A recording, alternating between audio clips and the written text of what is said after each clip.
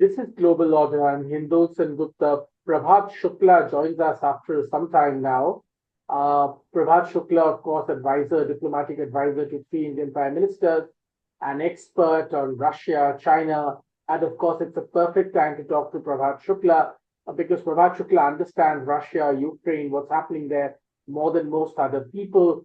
And Ambassador Shukla is a perfect person to discuss what happened in the recent visit of Prime Minister Modi to Russia, where he won Russia's highest civilian honor. Ambassador Shukla, thanks for your time. Thank you very much, Hindol. Always a pleasure. Good to see you. Let me begin, Ambassador, by asking you, there's been a lot of Western criticism about Prime Minister Modi's visit. I will take some of the criticisms one by one to take your perspective on them. The first criticism, let me begin from the end, so to speak, is that when the joint statement finally came at the conclusion of the visit, it seemed like India hadn't got enough. There was no big commitment of advanced arms and ammunition. Most of the stuff that was mentioned in that joint statement seemed regular, day-to-day affair, and not any big ticket item was mentioned. Western commentators read that joint statement and said, well, Modi went all the way, suffered all this criticism, hugged Putin, couldn't get enough because China is controlling Russia. How do you respond to that? Okay, I'll begin with a slightly tangential reply. This is I'm going to quote to you. I think it'll be a wonderful setting for the rest of what we're going to discuss. This is the dedication from Lord Curzon's book called Russia in Central Asia, which he wrote in 1889. Here's what he says. To the great army of Russophobes who mislead others and Russophiles whom others mislead, I dedicate this book, which will be found equally disrespectful to the ignoble terrors of the one and the perverse complacency of the other. So I think in a way he has captured beautifully the fact that there's no real middle ground when it comes to talking about Russia. And hopefully, I'm going to try and hit exactly that middle ground. Now, you see, it's an arguable point that there were no major breakthroughs. You see, we have, since we signed the Strategic Partnership Agreement, we've had an understanding or a commitment of annual summits at the level of the Prime Minister of India and the President of Russia. Now, lately, that exchange has suffered a little bit of a setback, not because either side wanted it, but because of various things that have been happening. Number one. Number two, it's not as if every time you go, you have to do something earth-shaking. No. Many a time you just go and make sure that the friendship, the understanding is in good repair, and that you are sowing the seeds for future growth. Now, this time, for example, I believe that if this group that has been established to work out the modalities of trade in national currencies, if that can be brought to fruition, I think that will be a very major change. And with that, we'll be able to move forward on all the big ticket items that we are talking about, both in terms of imports from Russia, mainly energy and military hardware, and also all the things that we wish to export, of which I would imagine that stuff like pharmaceuticals, IT services, are all extremely big and extremely important and have a lot of potential, because it's also true that at the moment there is a big deficit in our bilateral trade, and that will need to be addressed because at present it is unsustainable. So that is my answer to the critique that no earth-shaking agreements were reached. Let's take the points then. One of the other big critiques was, well, why do this now? Because, Modi had kept, at least in the eyes of the Western commentators, Prime Minister Modi had kept President Putin slightly at an arm's length ever since the Ukraine war began. But now, as the war drags on, and especially at a time when, from the Western perspective and the Ukrainian perspective, Russian attacks are mounting. Zelensky came out with a big statement, saying that he was very disappointed. Why do this now when things were beginning to stabilize in some senses? Because the Western commentators say India actually really has leverage on Russia. But instead of using that leverage, India is actually giving a window of opportunity and escape to President Putin. How do you respond to that? Right. Well, as this is why I just quoted the dedication from Curzon's book. You see, the Russophobes will never be satisfied, no matter what you do. If it's not a personal meeting, then it's oil imports. If it's not oil imports, it's military hardware imports. So there's no pleasing the Russophobes. And I think, in fact, from what we know, Prime Minister Modi did talk about the need for peace. I mean, it's there on the record. And I think he made India's position pretty clear. Now, if you like, we can go into some greater detail on how it was done, why it was done, and so on. All right. I think this is, as far as I know, this is the second time that in public Modi ji has said that it's time to end wars because wars settle nothing, and diplomacy and dialogue are the way forward. I personally don't believe that. There are some issues that can only be settled by the sword. And I suspect this was one of those situations. But more important, I suppose, or equally important, is that actually President Putin is ready for talks.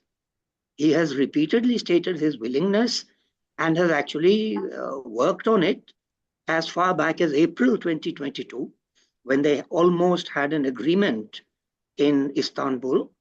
So it's the Western side, probably more than the Ukrainian side, which is holding back the talks and the negotiations and whatever else you want.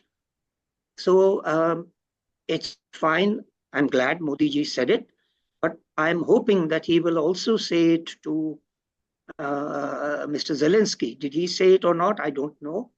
They also met recently, and I'm hoping that the same message was also conveyed to him and to the G7 partners, because honestly speaking, today it's in their hands. And as far as I can make out, if we do have a change of president in the United States come November, there may very well be a shift in the Western stance, which I think, frankly, at least a number of European countries would welcome. Let me ask you this. There's always this pressure, at least from the American commentators, that, well, Prime Minister Modi is not doing enough. He can do more. He has far more leverage. He can get Putin to commit to things that, he would otherwise not commit. Is this a fair assessment, or is this overstated? Okay, look, this is something that will flow from the earlier point about diplomacy and dialogue being the way forward. I think at a theoretical level that is true, but my personal belief is that the situation is not ready for a dialogue and a settlement. You see, the crux of the matter is Crimea, and related to Crimea, the land corridor from Russia to Crimea. Now, the Russians have got what they want, which is why President Putin can say that he is ready for a dialogue. The question now is, if you do hold talks, what will be the outcome? What we know from the discussions that took place in Istanbul in April 2022, they had reached some kind of understanding under which Ukraine would not join NATO, and they would put aside the fate of Crimea to be discussed in the fullness of time. And on the rest, they could then work out a settlement, something like on the basis of the two Minsk agreements that have already been signed, but have not been honored by the Ukrainian side. Now, is that acceptable to the West today? I don't see any signs that that is acceptable. And that is the problem with this emphasis on diplomacy and dialogue. What do you dialogue about? You know, history tells us territorial disputes are very difficult to handle. Look at Gaza. Look at our border with China. Look at Taiwan. Look at Japan, Russia. They're all territorial disputes that have been with us for 60, 70 years. And there's no sign that there is any easy settlement around the corner. So I think it's fine that we do emphasize this. And I believe Prime Minister Modi has done his bit. I think it's a very good judgment on his part not to thrust himself forward right now when the situation is not ready for a settlement. I mean, look what happened to China's 12-point program. The very first point mentions the need to respect the sovereignty and territorial integrity of all the states. So from the get-go, it's a no-go as far as Russia is concerned. So there's no point in pushing forward beyond the point, except to say, look, let's get started. Let's start exchanging ideas. And then once there is some kind of common ground, then we strive for it. So I think Mr. Modi is doing absolutely the right thing in laying down a certain principle and then waiting for the situation to ripen so that then we can actually hold a meaningful dialogue. Let me ask you, the other big concern has been that more and more, supposedly, Russia is moving into the ambit of the Chinese influence. There have been many signs of this, but many commentators believe that this is now firming up to be, in a sense, an axis. And this is something that worries India deeply, and therefore India is going an extra step, so to speak, to ensure that Russia is not ruffled. How much truth do you think is there in this assessment? I believe that there is some truth to it. Personally, I don't think the Russia-China relationship is quite as strong as people make it out to be. You remember the hysteria in the West after February 2022, when they talked about a no limits partnership. Well, that phrase has disappeared from their relationship. And in fact, today, I am definitely seeing signs of differences, both within China and between China and Russia. If you're a little patient with me, I'll read something to you I juxtaposed our joint statement with the China-Russia joint statement, because President Putin was there in May. So just about 2 months ago, he was there. Now, in their joint statement, the paragraphs on Ukraine are very favorable to the Russian position. Okay, so just to give you a few excerpts. Firstly, it begins with the polite nod at Chinese objective position on Ukraine, doesn't endorse the 12-point program. Then it says, both sides believe that to steadily address the Ukraine crisis, it is necessary to eliminate its root cause. Okay? So in short, from here, what they are saying is that NATO expansion is the root cause, and that must be eliminated. This is the joint statement. Later on, the two leaders met the press and listened to what President Xi Jinping said. China has been consistent and clear on the matter by advocating for compliance with the norms and principles set forth in the UN Charter, so territorial integrity, respecting state sovereignty and territorial integrity for all countries, therefore also for Ukraine, while taking into consideration their reasonable security concerns. So it is substantively different from what the joint statement says. Now, the joint statement, my surmise, is that it would have been negotiated at the level of Foreign Minister Lavrov and his counterpart Wang Yi. Negotiated at the official level and then submitted to the two, and they would have okayed it. So this would be having the imprimatur of Wang Yi, and you see how openly Xi Jinping has distanced himself from it. Now, I believe that as a consequence of this, you saw President Putin flying to North Korea and having signed a defense agreement. Now, this is something which was hitherto the domain of the People's Republic of China. So what he is signaling here is that he also has other options, and that is where the India visit fits in. And they have taken pains, the Russians have taken pains, not just to equate the treatment of India and the People's Republic, but actually to provide better treatment for Prime Minister Modi. For example, at the airport, he was received at a much, well, not much, but a higher protocol level than President Xi Jinping was received last year.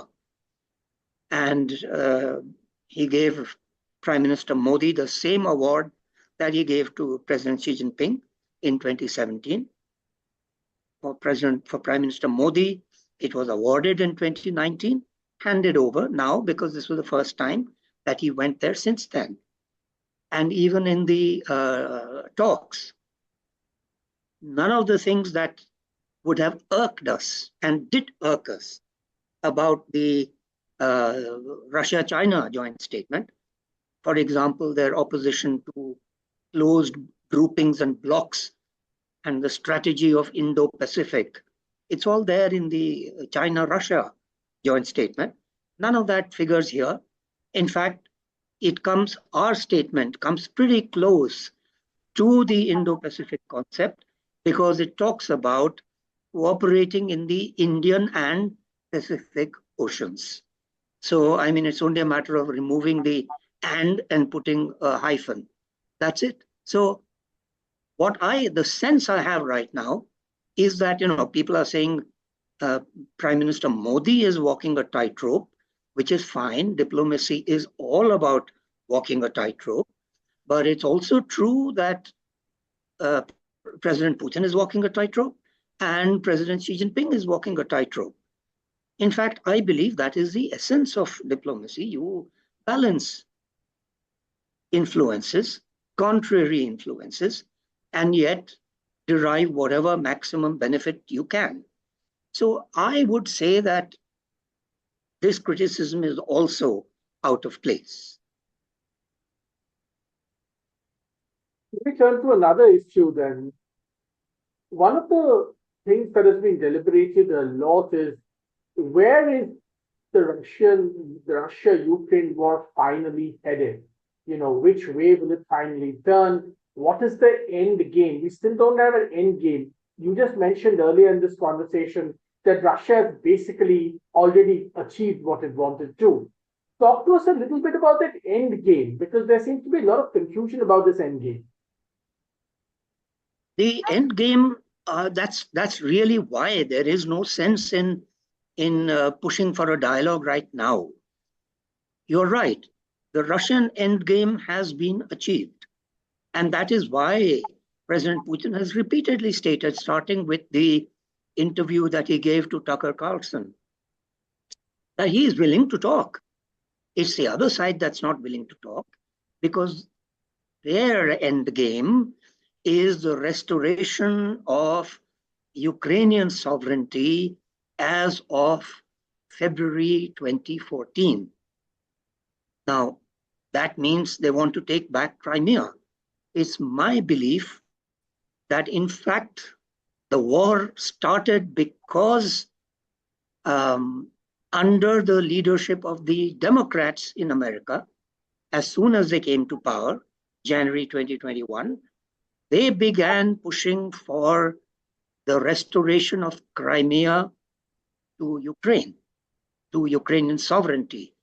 They had something called the Crimea Platform, and they held a meeting in, I think it was in August 2021, I'm speaking from memory, at which some 45 countries were present.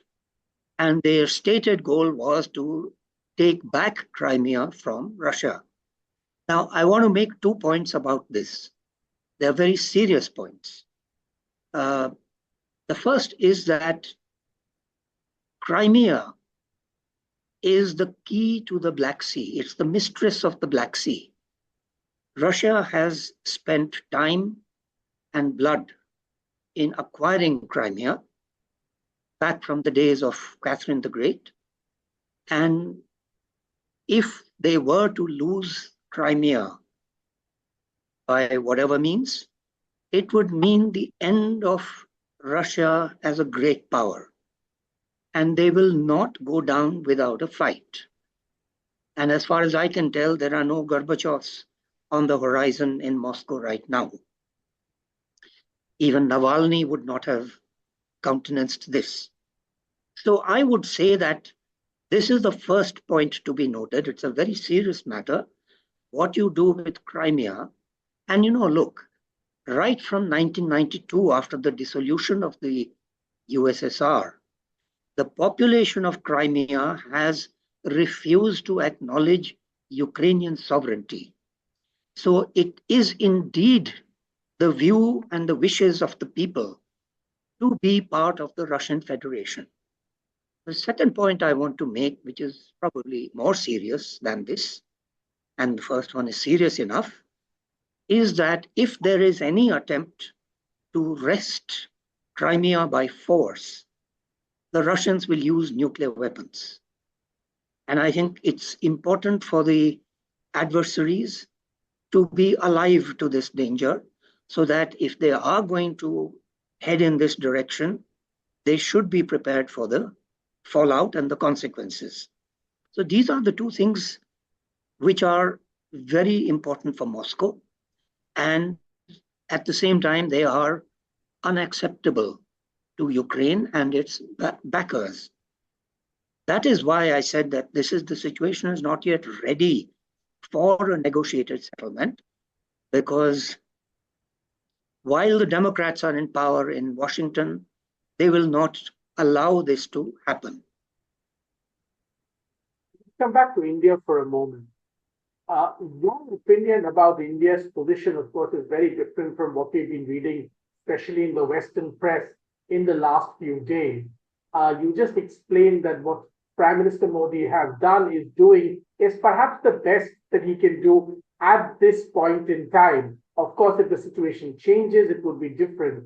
You also explained that, contrary to popular belief of a sort of great near fusing of interest between China and Russia, that's far from the truth. There are vast gaps in that and the perspective that's been given by the Western press. The reality and the perspective, there's a big gap.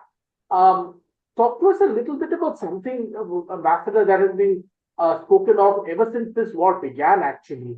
That, okay, fine. So maybe there's a gap between Russia and China. Maybe they aren't becoming such best friends forever, so to speak, at all. Perhaps India's relationship with Russia will remain really strong and they will remain quote unquote all-weather friends.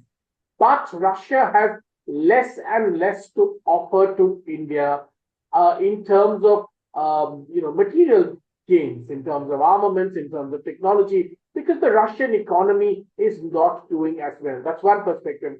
The second is, well, even if Russia continues to provide armaments, they're going to be delayed, their quality might suffer.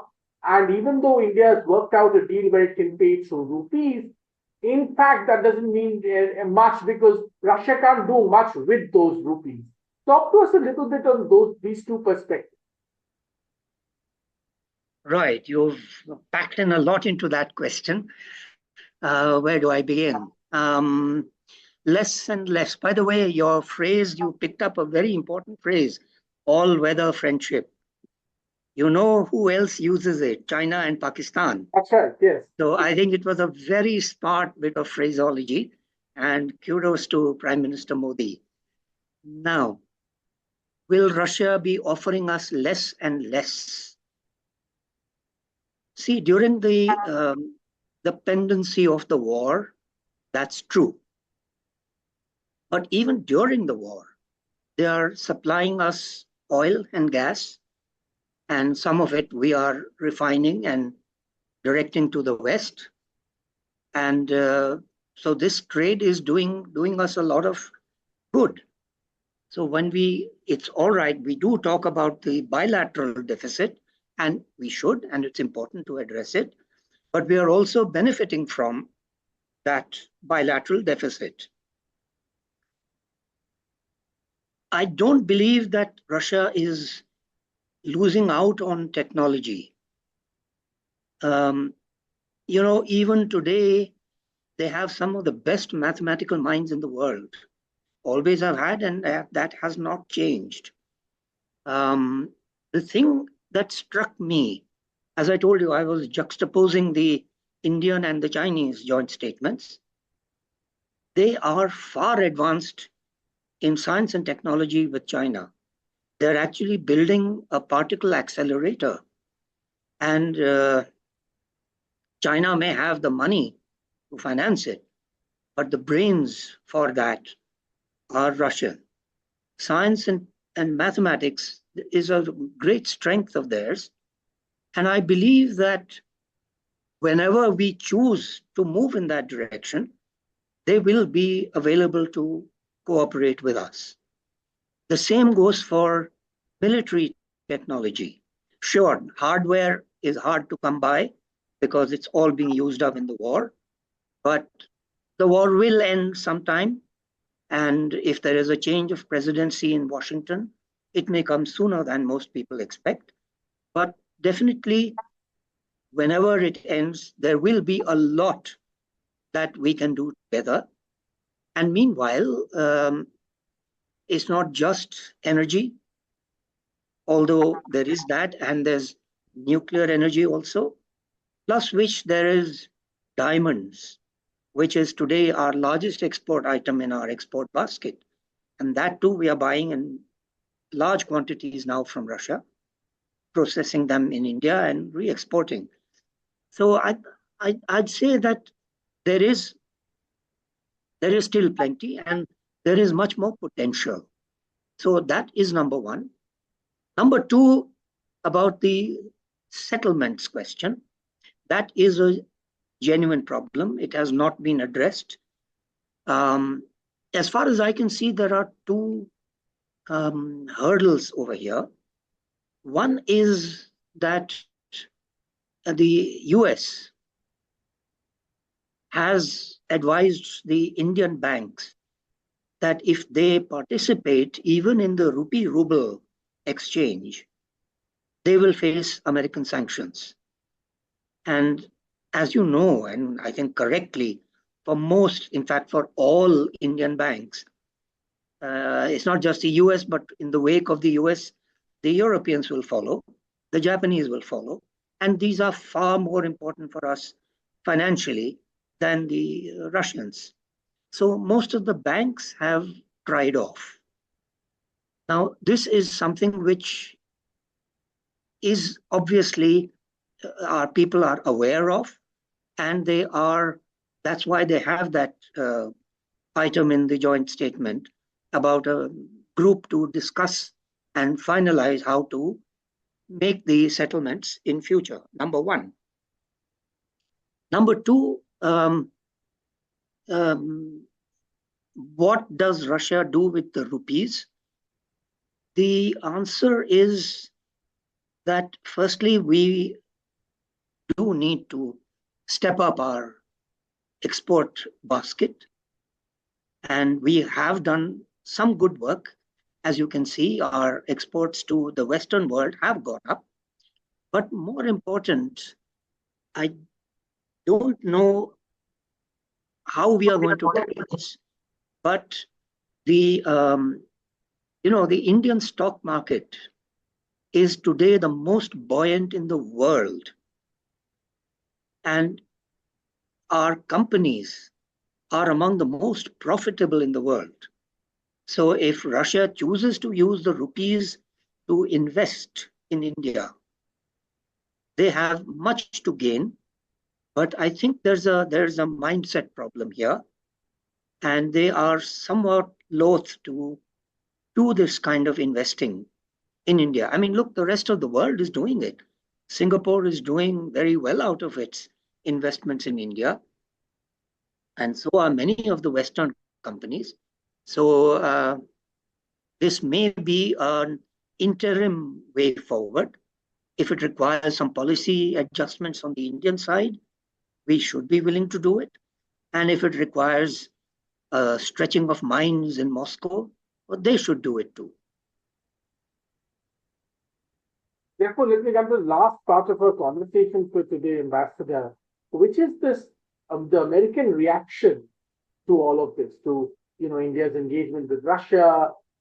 Even though Prime Minister Modi met Zelensky and hugged him, that he hugged Putin became a big issue. There's this constant reference that this is disappointing.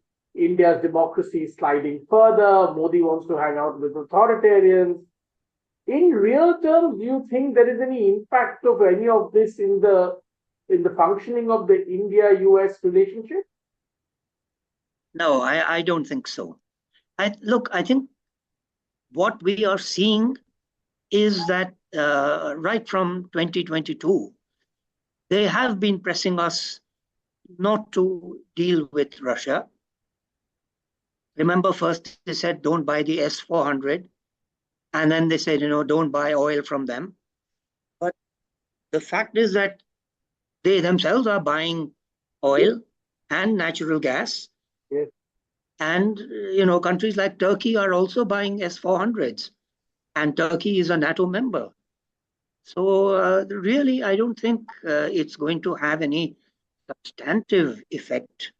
And, besides which, just what will that substantive effect be? Frankly, all the cooperation that we have today with the US is in the mutual interest. So it's not as if, there's something they can do which will leave us high and dry. And in any case, I think we will be able to explain what has happened. And perhaps they will be able to explain why they are cozying up to China and to Pakistan, because those are not democracies as far as I can judge. So, it's not something that we are uniquely involved in. So I don't take these kind of things seriously. And in any case, I think for the nonce, America is completely distracted with their own internal issues and a looming election and turmoil in the Democratic Party. So I wouldn't take this too seriously. And now let's see where we go from here. I imagine that Prime Minister Modi will go again to Moscow because there's a BRICS summit coming up. So I imagine he will go. But that's okay. I mean, these multilateral things keep happening and you keep going wherever they are held.